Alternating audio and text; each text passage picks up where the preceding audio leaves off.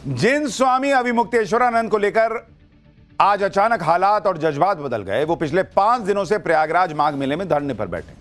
18 जनवरी को मौनी अमावस्या पर पालकी पर बैठकर संगम नोज जाने से भड़के स्वामी अविमुक्तेश्वरानंद ने आज संगम पर बसंत पंचमी का स्नान भी नहीं किया। स्वामी अविमुक्तेश्वरानंद की इसी नाराजगी को इंडी गठबंधन वालों ने मोदी योगी को घेरने का हथियार बना लिया। स्वामी अविमुक्तेश्वरानंद के सम्मान के बहाने यूपी में 2027 में होने वाले विधानसभा चुनाव का एजेंडा सेट करने की कोशिश शुरू हुई। इसमें अखिलेश यादव सबसे आगे नजर आए। अखिलेश यादव ने मौनी अमावस्या के स्नान को लेकर हुए बवाल के अगले ही दिन स्वामी अविमुक्तेश्वरानंद से फोन पर बात की थी। उनके पक्ष में मजबूती के साथ खड़े होने का भरोसा दिया था। इसके बाद उन्होंने यूपी विधानसभा में नेता विपक्ष माता प्रसाद पांडे को स्वामी अविमुक्तेश्वरानंद से मिलने प्रयागराज भेज दिया। लखनऊ में समाजवादी पार्टी के दफ्तर के बाहर स्वामी अविमुक्तेश्वरानंद के समर्थन में पोस्टर लगा दिए गए। अखिलेश यादव ने इस मुद्दे पर एक के बाद एक ट्वीट ठोक दिए और सीएम योगी को घेरने की कोशिश की। शायद अखिलेश यादव मान चुके थे कि ऐसा करके 2027 के यूपी चुनाव से पहले वो पीएम मोदी के साथ एकजुट हो चुके हिंदू वोट बैंक में सेंध लगा देंगे। लेकिन जिन स्वामी अविमुक्तेश्वरानंद के कंधे पर बंदूक रखकर अखिलेश यादव सियासी फायरिंग कर रहे थे, उन्हीं स्वामी अविमुक्तेश्वरानंद ने अखिलेश यादव की समाजवादी पार्टी को नमाजवादी बनाकर उनके अरमानों पर पानी फेर दिया। सुनिए अविमुक्तेश्वरानंद को वो क्या कह रहे हैं अखिलेश यादव की पार्टी के लिए। अखिलेश यादव की समाजवादी पार्टी नमाजवादी पार्टी कही जाती है। क्यों कही जाती है? क्योंकि हिंदुओं के किसी मुद्दे पे खड़ी नहीं होती उनकी पार्टी। क्यों नहीं खड़ी होती है? क्या हिंदू वोटर नहीं है उनके? यही हमने उनको कहा कि हम तो अकेले रह जाते हैं जब हमको अपने लिए लड़ने का मौका मिलता है। यही हमने उनको कहा। और क्या कहा हमने? बेचारे अखिलेश यादव जितना ट्वीट पे ट्वीट कर रहे थे, बात पे बात कर रहे थे, वही स्वामी अविमुक्तेश्वरानंद उनकी पार्टी को नमाजवादी पार्टी कह रहे हैं। अब यह देखिए कि जिस अखिलेश यादव की पार्टी को स्वामी अविमुक्तेश्वरानंद नमाजवादी कह रहे हैं, उन्होंने कैसे स्वामी अविमुक्तेश्वरानंद के सम्मान को मुद्दा बनाकर मोदी योगी के खिलाफ मोर्चा खोला हुआ है। ये अधर्म के रास्ते पर भारतीय जनता पार्टी चल रही है। पूजनीय शंकराचार्य जी का पूरा सम्मान होना चाहिए और अगर शंकराचार्य जी का ये सम्मान नहीं कर रहे हैं, गंगा स्नान या उस पावन स्थल पर उनके स्नान के लिए रोका जा रहा है, तो इससे बड़ा अधर्म क्या हो सकता है? अगर इसका कोई भागीदार है तो भारतीय जनता पार्टी की सरकार है।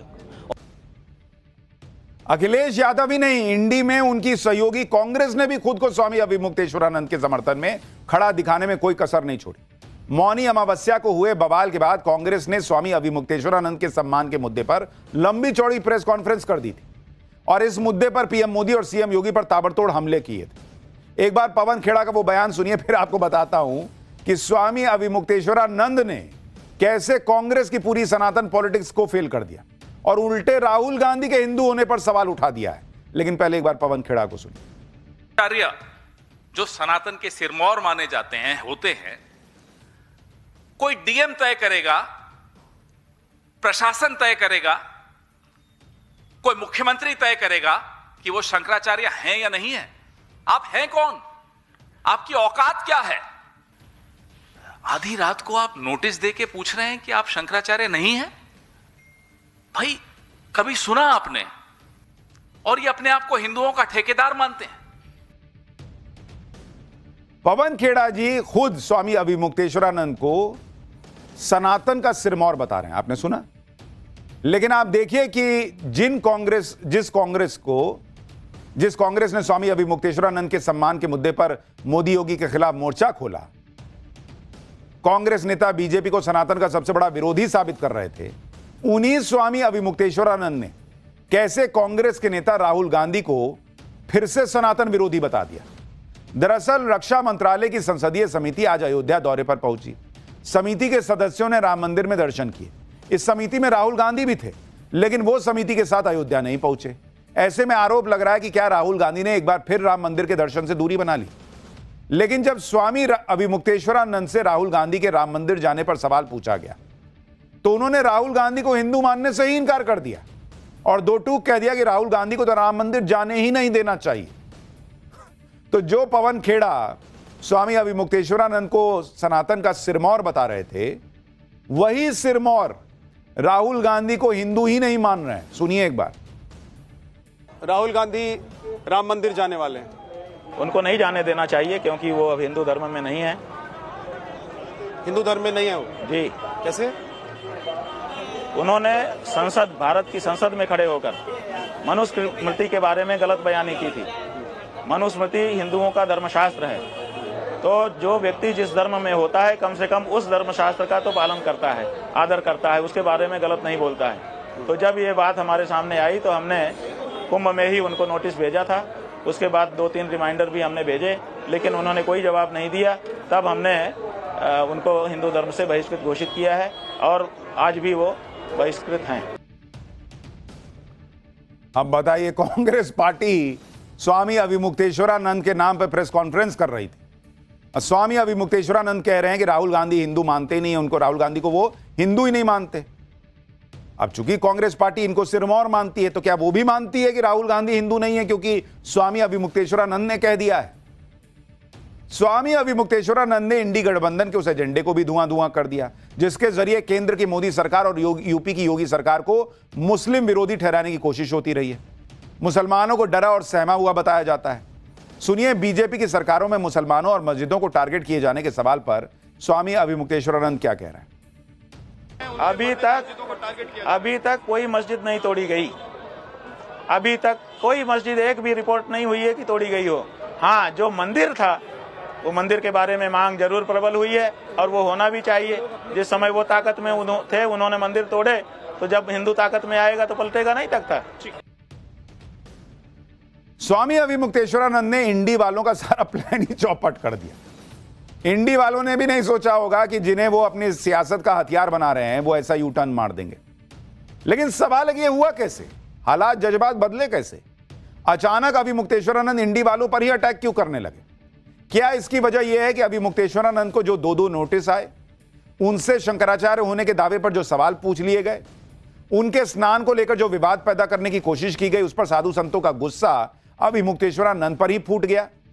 क्या यही सारी वजह है कि अविमुक्तेश्वरानंद के सुर धीरे धीरे बदल रहे हैं?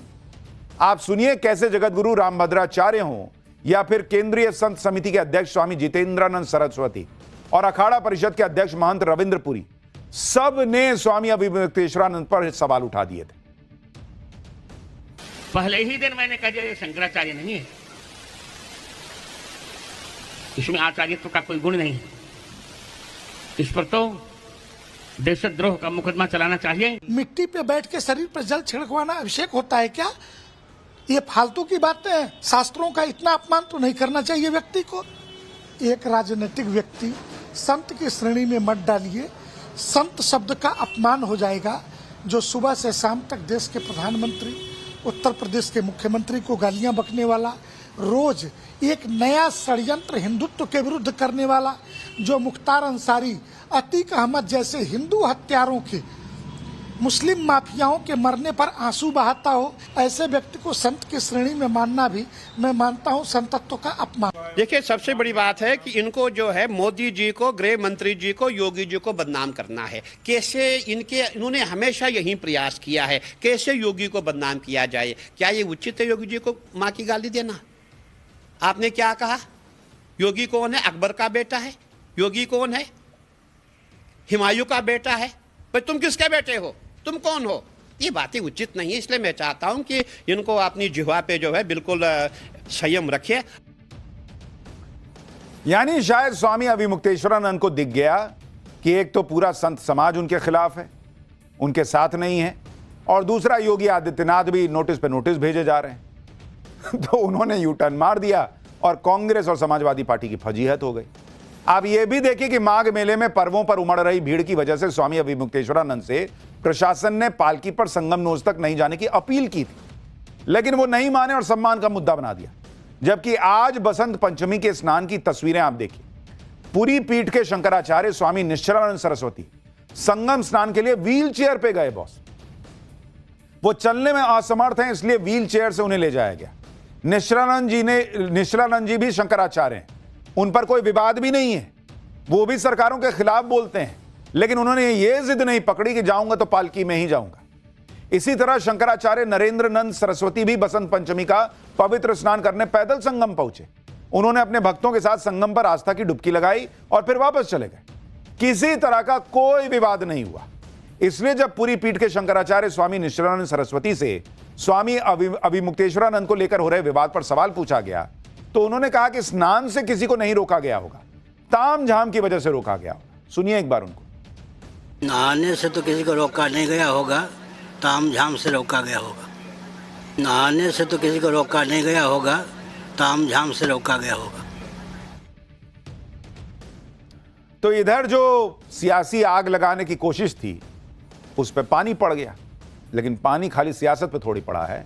दिल्ली में पानी पड़ रहा है भाई, बारिश हो रही है इतनी ठंड में, बर्फ पड़ रही है। सो अलग अगला चैप्टर देखिए, दिल्ली एनसीआर में बारिश, पहाड़ों में गजब बर्फबारी।